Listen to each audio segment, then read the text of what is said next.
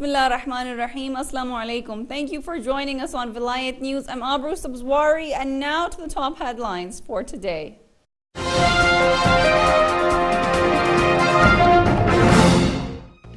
More than 55 people have been killed in Iraq after widespread bombings. Terror drone kills 7 civilians in northwestern Pakistan. The Egyptian army plans to suspend constitution and push President Morsi aside. At least 7 people have been killed in a Taliban attack at a NATO supplier's compound in Kabul. Fugitive Edward Snowden's options narrow down as asylum requests are rejected. US-backed Takfiri militants beheaded 2 Christians, including a priest, in Homs, Syria. A British TV channel will broadcast the Muslim call to prayer in the month of Ramadan.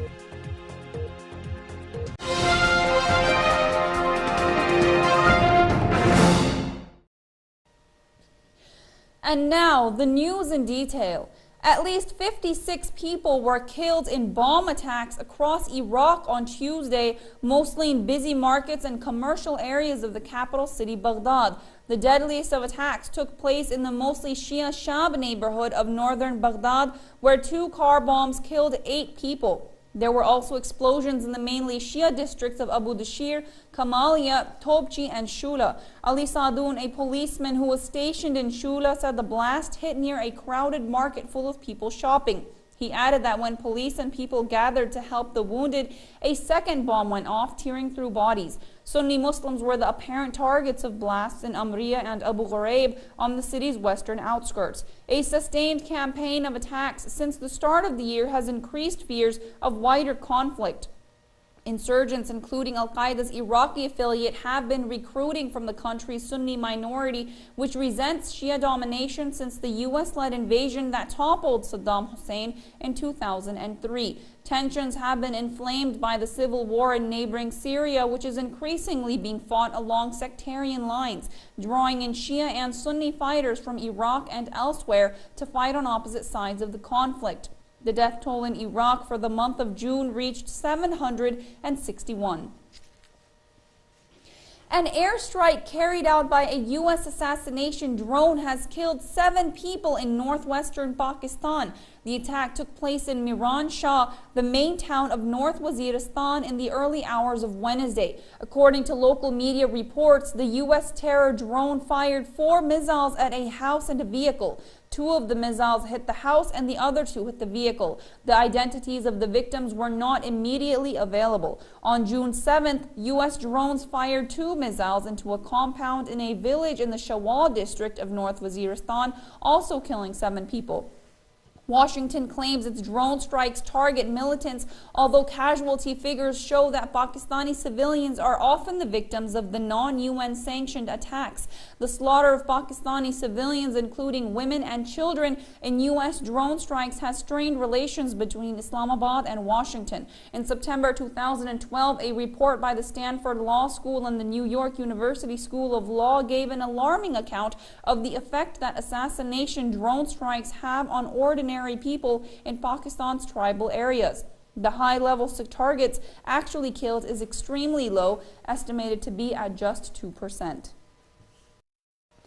The Egyptian army plans to push President Mohamed Morsi aside and suspend the constitution after the 48-hour ultimatum it gave the president expires. Condemning a coup against their first freely elected leader, tens of thousands of Morsi's Muslim Brotherhood supporters took to the streets, clashing with opponents in several towns.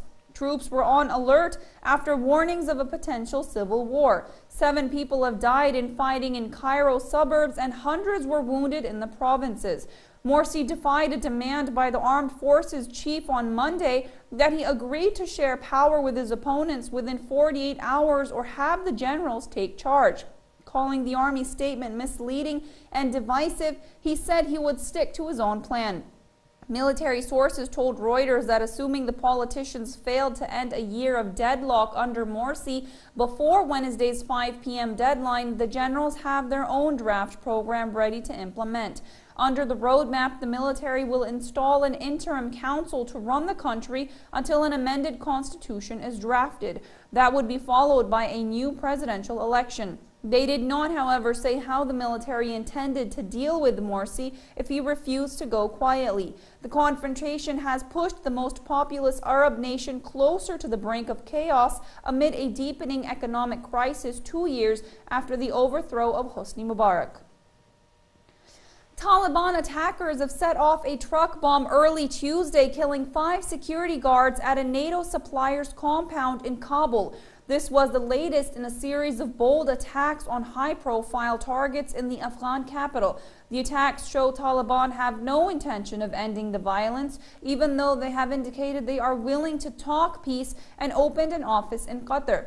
Taliban spokesman Zabiullah Mujahid told the Associated Press in a phone call that this has no link to the peace process. He said that the attacks will continue all over the country occupied by the foreigners. According to the Kabul provincial police chief Muhammad Ayub Salangi, a suicide bomber drove a small truck packed with explosives to the outer gate of the logistics center used to supply NATO troops. 2 truck drivers waiting to enter the compound were also killed in the blast along with the bomber.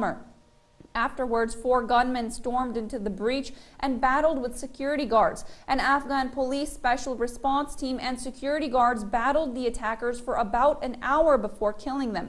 In a statement on the Taliban website, Mujahid said only 3 militants were involved in the attack. The UN Deputy Chief Jan Eliasson, who was in Kabul wrapping up a 5-day trip to Afghanistan when Tuesday's attack hit, said continued violence could only harm the Taliban's own cause. The Taliban have refused to negotiate with President Hamid Karzai's government in the past, saying the U.S. holds effective control in Afghanistan. Latin American countries, Asia and Europe rejected asylum requests by Edward Snowden despite a call by Venezuela for the world to protect the former U.S. spy agency contractor. Snowden, who revealed secret U.S. electronic surveillance programs, has applied for political asylum in more than a dozen countries in his search for safety from prosecution in the United States. The 30-year-old American is in legal limbo in the transit area of Moscow's Sheremetyevo airport, unable to fly out because he has no legal travel documents and also has no Russian visa to leave the airport. On Monday, he broke over a week-long silence since arriving in Moscow from Hong Kong on June 23rd, challenging Washington by saying he was free to publish more about his programs. A spokesman for President Vladimir Putin said Snowden had withdrawn his request for asylum after the Russian leader said he should stop harming Russia's American partners. 5 countries have rejected granting him asylum. 7 said they would consider a request if made on their soil, and 8 countries said they had either not made a decision or not received a request. While different countries have denied his asylum requests on technical grounds, Venezuela, a part of an alliance of leftist governments in Latin America, said it was time to stop rebuking a man who has done something very important for humanity. Venezuelan President Nicolas Maduro said Snowden deserves the world's protection. Maduro said he would consider an asylum application from Snowden. A shocking video has emerged on the internet showing U.S.-backed Takfiri militants in Syria brutally beheading 2 Christians, including a priest, in the western city of Homs. In the gruesome footage recently posted online, the militants shown members of the terrorist al-Nusra Front cut off the heads of 2 handcuffed men, including Father Francis Murad, with a small knife in front of a crowd of people making movies of the slaughtering on their mobile phones. This is not the first time that the U.S.-backed terrorists who are fighting against the Syrian government commit such grisly crimes against innocent civilians in the war-torn country. In March, a Muslim cleric was beheaded in Syria's northern city of Aleppo by militants who decapitated Sheikh Hassan Saif ad-Din before dragging his lifeless body on the streets. Local media blamed the beheading on the al-Qaeda-linked al-Nusra. Foreign-sponsored militancy in Syria, which erupted in March 2011, has claimed the lives of many people, including large numbers of Syrian soldiers and security personnel. The al-Nusra Front has been behind many of the deadly bombings targeting both civilians and government institutions across Syria since the beginning of the violence. In an interview broadcast on Turkish television in April, Syrian President Bashar al-Assad said if the militants take power in Syria, they could destabilize the entire Middle East region for decades.